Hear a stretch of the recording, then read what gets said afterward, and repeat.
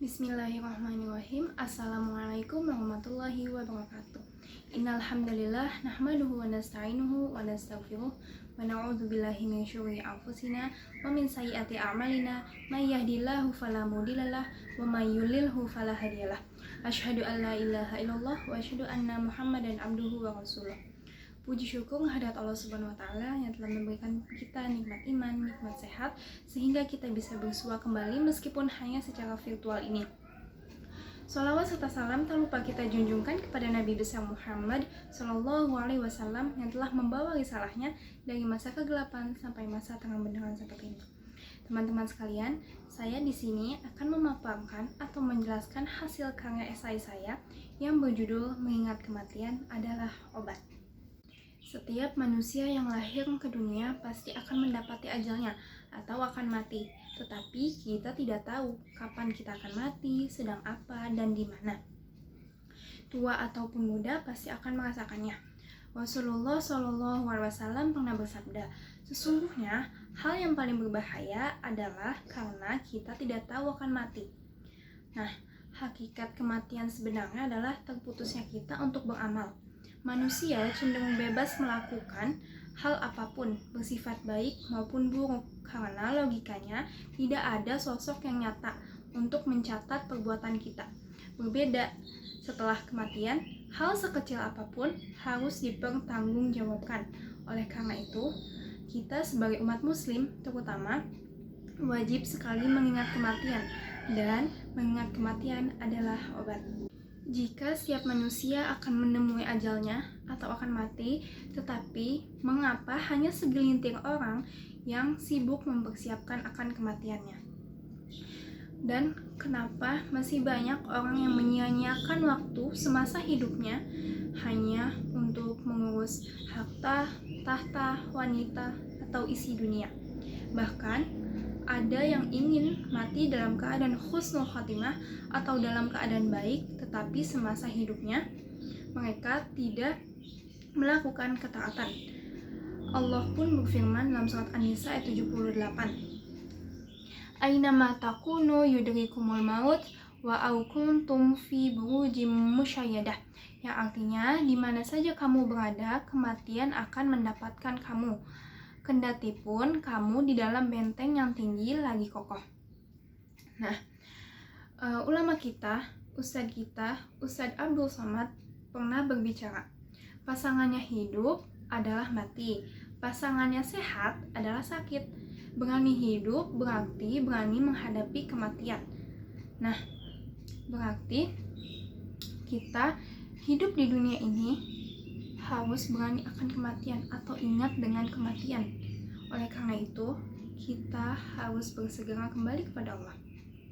Nah, adapun firman-Nya surat Al-Baqarah ayat 28 yang artinya, bagaimana kamu mengingkari Allah sedangkan kamu tadinya mati, kemudian dihidupkan olehnya, kemudian kamu dimatikan dan dihidupkannya kembali, kemudian kamu dikembalikan kepada Allah Subhanahu wa taala. Sudah jelas, berarti kita hidup hanya untuk kembali kepada Allah Subhanahu wa taala. Kematian merupakan suatu hal yang pasti. Mengingat kematian atau dzikrul maut merangsang kita untuk berlaku amal baik. Orang yang meninggal biasanya disebut meninggal dunia, berarti meninggalkan apa yang ada di dunia, meninggalkan hartanya, jabatannya, wanitanya yang dicintainya, dan lain-lain. Nah, mengingat kematian adalah obat. Apa sih maksudnya?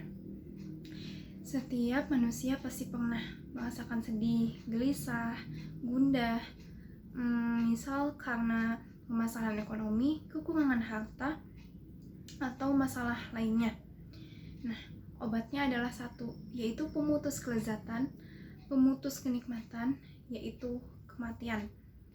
Kita mengingat sedang apakah kita saat nanti dijemput ajalnya, sedang sholat atau sedang bermaksiat, sedang berdoa atau berduaan dengan yang bukan mahram.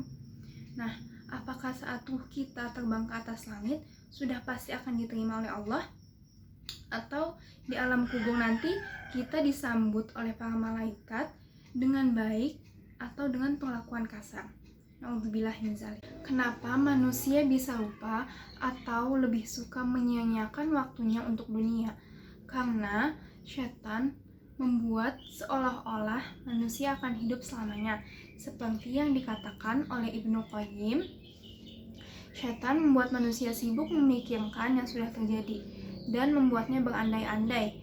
Andaikan kejadian yang begini, maka pasti tidak akan jadi begini, dan seterusnya. Padahal Rasulullah SAW telah mengingatkan jauh-jauh hari. Jika sesuatu yang tidak engkau inginkan menimpamu, maka janganlah engkau katakan, andaikan aku melakukan begini dan begitu, tentu akan begini dan begitu. Namun katakanlah, qadarullah wa ma syaa fa'ala. Karena kalimat seandainya itu akan membuka pintu perbuatan syaitan. Hadis riwayat Muslim. Nah, jadi apa sih yang harus kita siapkan untuk menghadapi kematian? Yang pertama adalah selalu ingat mati dan akhirat. Ingat cincin Umar radhiyallahu an bertuliskan kematian. Para khalifah terdahulu memakai ikat kepala yang dililitkan oleh kain kafan. Dan Abu Bakar radhiyallahu an saat ditanya oleh seorang sahabat, berapa kali Anda ingat kematian dalam sehari? Abu Bakar menjawab, saya mengingat mati manakala mata saya sedang terjaga. Itulah sikap seorang teladan dalam mengingat kematian, yang dengannya dapat menghantarkan kepada puncak keimanan. Yang kedua, mengasah selalu diawasi oleh Allah Subhanahu wa Ta'ala. Yakin bahwa Allah senantiasa mengetahui setiap apa yang kita lakukan. Yang ketiga, senantiasa introspeksi diri. Yang keempat, memperbanyak amal baik atau amal soleh. Yang kelima, ada hadis, yaitu manfaat 5 perkara sebelum 5 perkara. Waktu mudamu sebelum datang masa tuamu. Waktu sehatmu sebelum datang waktu sakitmu. Masa kayamu sebelum datang masa kefakiranmu. Masa luangmu sebelum datang masa sibukmu. Hidupmu sebelum datang kematianmu. Hadis riwayat Al-Hakim. Nah, Umar bin Abdul Aziz biasa mengumpulkan para fuqaha setiap malam untuk mengingat kematian, mengingat hari kiamat, hari akhir, dan dibayangkan di depannya ada jenazah. Ulama Hasan Al-Basri pernah berkata, kemarin yang tak akan terulang ceritanya, besok yang belum tentu menemuinya, dan hari ini tempat menabung amalan kita. Kesimpulannya, kita sebagai manusia harus peka atau sadar akan kematian. Maka dari itu, bersegeralah melakukan ketaatan dan menjauhi kemaksiatan, seperti yang ada di dalam Al-Quran, hadis, perkataan ulama, dan perkataan sahabat. Mungkin cukup sekian dari saya, kurang lebihnya mohon maaf. Wabillahi taufiq wal hidayah. Wassalamualaikum warahmatullahi wabarakatuh.